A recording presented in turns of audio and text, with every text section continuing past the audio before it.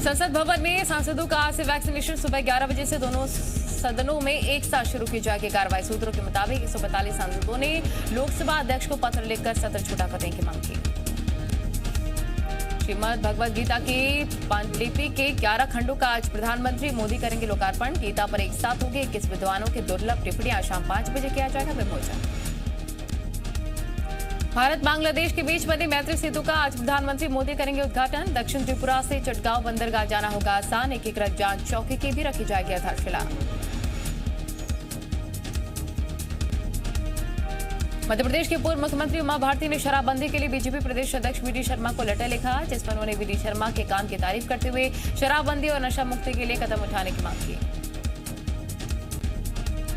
उमा भारती ने शराब से प्रदेश में हुई मौतों का भी जिक्र किया। उन्होंने शराबबंदी के लिए कई सुझाव भी दिए। उन्होंने कहा है कि राजस्व खाने से सरकार विकल्प कमेटी बनाए, लोग को शराब छोड़ें, इसके लिए जागरूकता अभियान चलाया जाए। पन्ना में आशा उषा और आशा सहयोगिनी संघ ने प्रदेश व्यापी आंदोलन किया है। संघ ने अपनी 7 सूत्रीय मांगों को लेकर स्थानीय जयस्तंभ पार्क से नवीन कलेक्ट्रेट तक एक विशाल रैली निकाली। मांगे पूरी न होने पर आशा उषा एवं आशा सहयोगी कर्मचारियों ने उग्र आंदोलन की चेतावनी दी। इस आंदोलन में संविदा स्वास्थ्य कर्मचारियों ने भी सहयोग दिया। संघ का कहना है कि उनकी 7 सूत्रीय मांगे पिछले कई सालों से लंबित है। एमपी विधानसभा में आज राजस्व मंत्री गोविंद सिंह भू अर्जन पुनर्वास और पुनर्स्थापना अधिनियम में मुआवजा और पारदर्शिता का अधिकार अधिनियम सदन के पटल पर रखेंगे। खनिज मंत्री विजेंद्र प्रताप सिंह मध्य प्रदेश जिला खनिज प्रतिष्ठान अधिनियम का वार्षिक प्रतिवेदन सदन के पटल पर रखेंगे। विपक्ष के विधायक नागदा स्थित उद्योगों से ठेका श्रमिकों को नौकरी से निकाले जाने पर बने हालात की ओर श्रम मंत्री का ध्यान आकर्षित करेंगे। देवास के राष्ट्रीय राजमार्ग के लिए अधिकृत जमीन की मुआवजा देने में अनियमितता का मुद्दा भी आज गूंजेगा। एमपी विधानसभा में सोमवार को धर्म स्वतंत्रता विधेयक पास हो गया। इसके पहले सदन में विधेयक पर चर्चा हुई। विपक्ष ने विधेयक का विरोध किया। एमपी विधानसभा में धार्मिक स्वतंत्रता विधेयक पास हो गया। गृह मंत्री नरोत्तम मिश्रा ने कहा कि कांग्रेस ने विधेयक का विरोध किया है क्योंकि कांग्रेस तुष्टीकरण और वोटों की राजनीति करती है।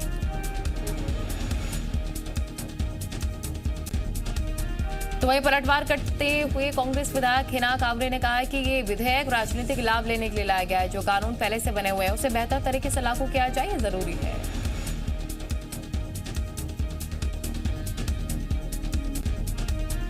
धार्मिक स्वतंत्रता विधेयक पास होने पर चिकित्सा शिक्षा मंत्री विश्वास सारंग ने कांग्रेस पर फोटो खिंचवाने के लिए प्रदर्शन करने का आरोप लगाया। तो पूर्व मंत्री पीसी शर्मा ने कहा कि लोगों का ध्यान भटकाने के लिए कानून लाया गया है।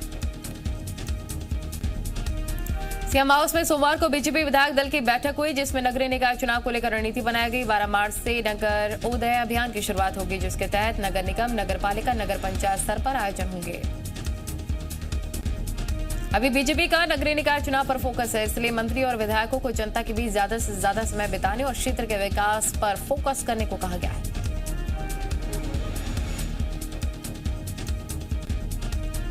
शिवराज सरकार में नगरीय विकास मंत्री ओपीएस भदौरिया का भिंड एसपी को लिखा गया पत्र वायरल हो रहा है, जिसे उनको ऑफिशियल लेटर बताया जा रहा है। 17 फरवरी को लिखे गए ओपीएस भदौरिया के आधिकारिक पत्र में पुलिस आरक्षकों की ट्रांसफर करने के निर्देश एसपी को दिए गए।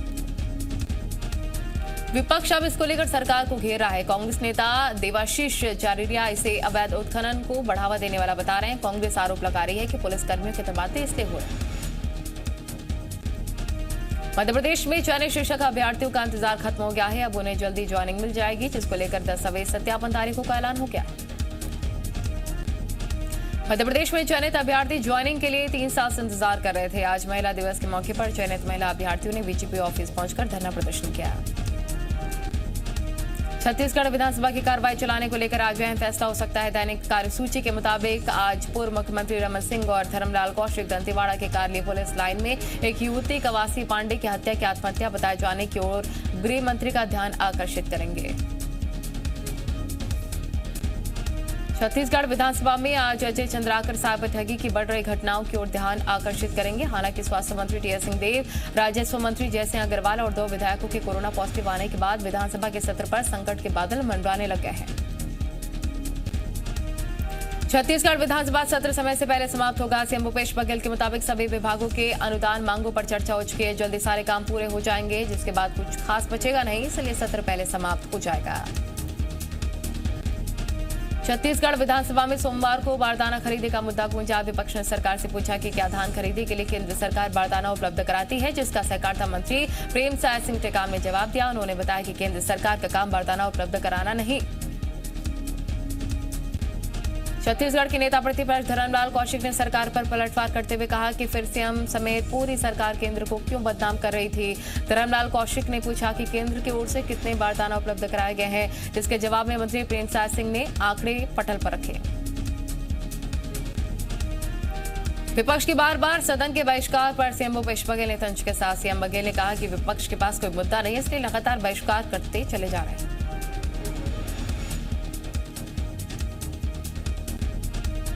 दिल्ली के विज्ञान भवन में अंतर्राष्ट्रीय महिला दिवस के मौके पर उत्कृष्ट कार्य करने वाली महिलाओं और संगठनों का सम्मान किया गया। गरियाबंद के छुरा विकासखंड के प्रतिज्ञा ग्राम संगठन समूह को भी भारत सरकार की तरफ से पुरस्कृत किया गया।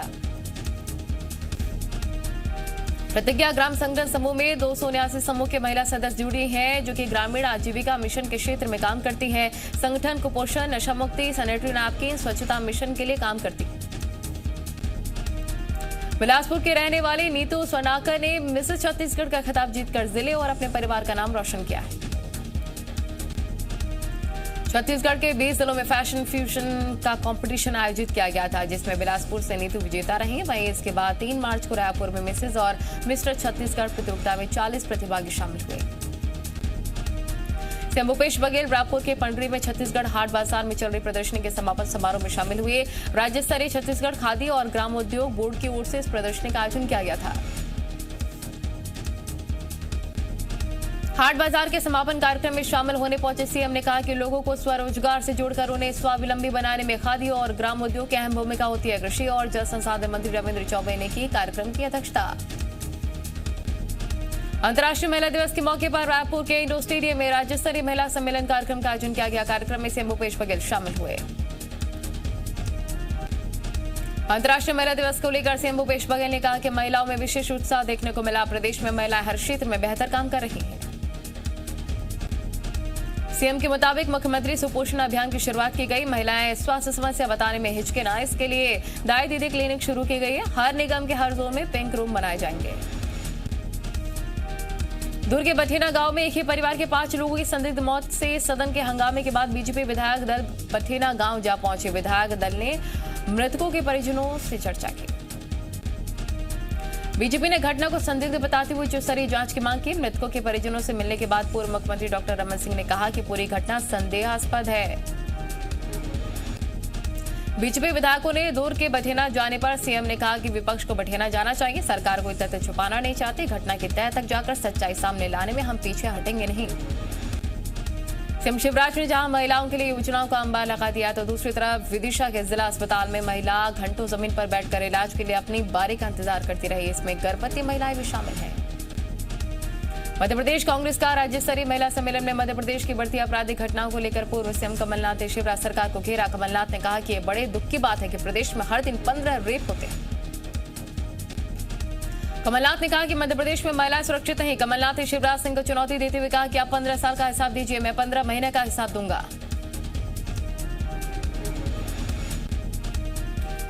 महिला दिवस के मौके पर छिंदवाड़ा में महिलाओं ने भीख मांगकर विरोध जताया। विरोध करने वाली महिलाओं में स्कूल संचालिका शिक्षिकाएं शामिल थीं। इन सभी ने गली मोहल्लों में घूम घूम कर भीख मांगी। महिलाओं ने कहा कि कोरोना काल के समय से स्कूल बंद है, जिस कारण उन्हें वेतन नहीं मिल पा रहा है, लेकिन सरकार इस ओर ध्यान नहीं दे रही। रतलाम में महिला दिवस के मौके पर एक बेटी ने अनूठी मिसाल पेश की है। खुशी पाटीदार नाम की युवती ने गरीब महिलाओं को 11,000 सैनिटरी पैड बांटे हैं। खुशी की इस पहल में सांसद गुमान सिंह की पत्नी सूरज जामोर भी शामिल रही। अपनी इस पहल के लिए खुशी ने किसी की मदद नहीं ली। खुशी का कहना है कि जागरूकता की कमी के कारण अशिक्षित और पिछड़ी महिलाएं पैड का इस्तेमाल नहीं करती हैं, जिस कारण गंभीर बीमारियों की चपेट में आ जाती हैं।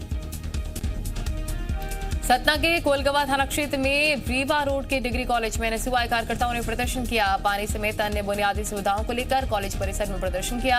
हालात बिगड़ता देख पुलिस को मोर्चा संभालना पड़ा। आज नंदीग्राम के दौरे पर रहेंगी पश्चिम बंगाल की सीएम ममता बनर्जी। मतदाताओं से मिलने के लिए निकाल सकते हैं पदयात्रा। 10 मार्च को नंदीग्राम से दाखिल करेंगी पर्चा।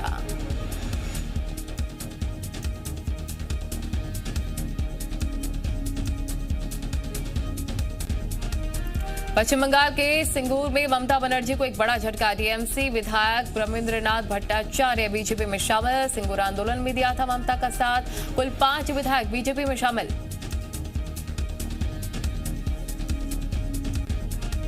उत्तराखंड में नेतृत्व बदलाव की अटकलें तेज। बीजेपी विधायकों का किसी भी तरह की नाराजगी से इनकार। आज कोई औपचारिक बैठक नहीं। मुख्यमंत्री त्रिवेंद्र सिंह रावत ने दिल्ली में केंद्रीय नेताओं से मुलाकात की।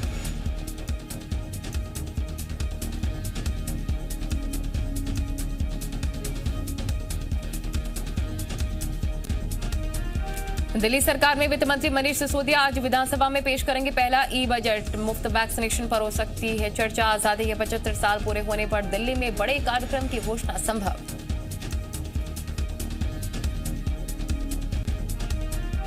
तेरह मार्च को बंगाल और असम के दौरे पर जा सकते हैं गृह मंत्री अमित शाह। सूत्रों के मुताबिक बंगाल की राजनीतिक हिंसा में मारे गए कार्यकर्ताओं के परिवार से वो कर सकते हैं मुलाकात। तमिलनाडु में भी चुनाव लड़ेगी ओवैसी की पार्टी एआईएमआईएम और साथ ही शशिकला के भतीजे दिनाकरन की पार्टी एएमके से किया है समझौता।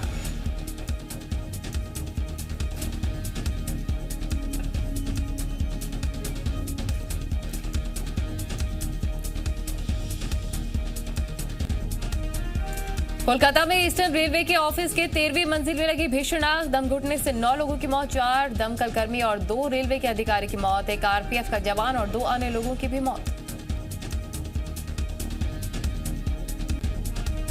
अपने इराक दौरे के तीसरे दिन पोप फ्रांसिस ने बर्बाद हो चुके शहर मोसूल का किया है दौरा। वहां पर उन्होंने एक क्रिश्चियन कॉन्क्लेव में भी हिस्सा लिया।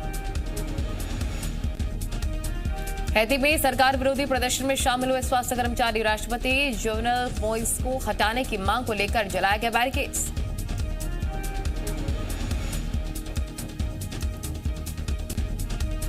म्यांमार में तख्ता पलट के खिलाफ नहीं थम रहा संग्राम। संयुक्त राष्ट्र के मुताबिक पुलिस और सेना के बीच विरोध के चलते 1 फरवरी से अब तक 50 से ज्यादा लोग मारे जा चुके हैं।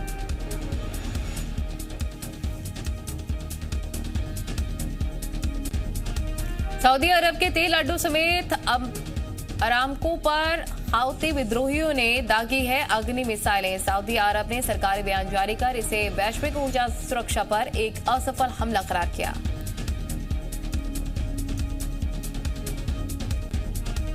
अंतर्राष्ट्रीय महिला दिवस पर जर्मनी की राजधानी बर्लिन से आई है शानदार तस्वीर। बराबरी के पर्चे देते हुए मस्जिद में पुरुष और महिलाओं ने एक साथ अदा की नमाज।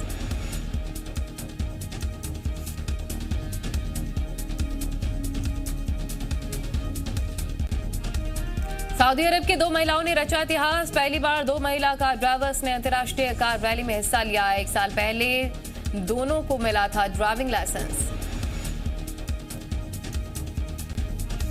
2023 और 24 तक 1 अरब टन कोयले की उत्पादन क्षमता हासिल करने की दिशा में एक बड़ा कदम। कोल इंडिया ने कोयला खनन की 32 परियोजनाओं को मंजूरी दी।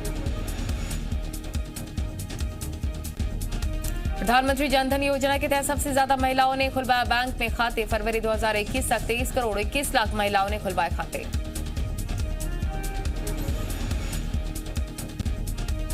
दो सरकारी बैंकों के निजीकरण को अमली जामा फैलाने के लिए सरकार ने तैयारियां तेज कर दी। वित्त मंत्री ने अधिकारियों को तय समय निजीकरण का आदेश दिया।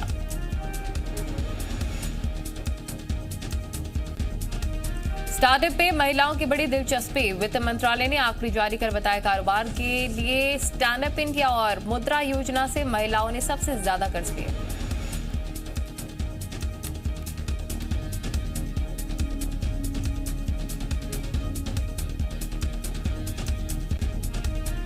वित्त वर्ष 2021 और 22 में बढ़ सकता है भारतीय बैंकों पर एनपीए का दबाव। फिंच ने कहा कि जोखिम के डर से बैंक नहीं दे रहे आसानी से कर्ज। सियासत में अपनी एंट्री के अटकलों के बीच बीसीसीआई अध्यक्ष सौरव गांगुली ने तोड़ी है चुप्पी। कहा है कि जीवन ने मुझे कई अवसर दिए हैं, देखते हैं आगे क्या होता है। अंतर्राष्ट्रीय महिला दिवस पर आईसीसी ने महिला क्रिकेट में विस्तार की घोषणा की। कहा कि साल 2026 से महिला T20 में 10 की जगह अब 12 टीमें लेंगी हिस्सा।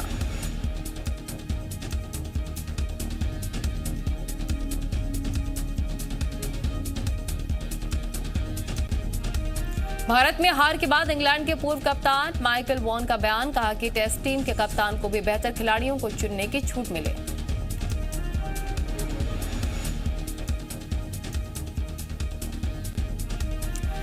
विजय हजारे ट्रॉफी में गुजरात और कर्नाटक टीम ने सेमीफाइनल में जगह पक्की कर ली है। कर्नाटक के लिए कप्तान समट ने 192 और ओपनर देवदत्त ने 101 रन की पारी खेली है। सुशांत सिंह केस में एनसीबी की एक बड़ी कामयाबी देखने को मिली। ड्रग पैडलर अनुज केसवानी को ड्रग सप्लाई करने वाले हेमंत सा उर्फ महाराज समेत 3 को गिरफ्तार किया। अपने खिलाफ हो रहे जांच पर पहली बार बोली है तापसी पन्नू, कहा कि पिछले कुछ सालों या फिर महीनों में वो ये अच्छे से जान चुकी हैं कि यहां कुछ भी हो सकता है। नोमैडलैंड को मिला है critics choice award 2021। Chadwick Boseman को उनके शानदार अभिनय के लिए मरणोपरांत बेस्ट एक्टर का अवार्ड मिला है।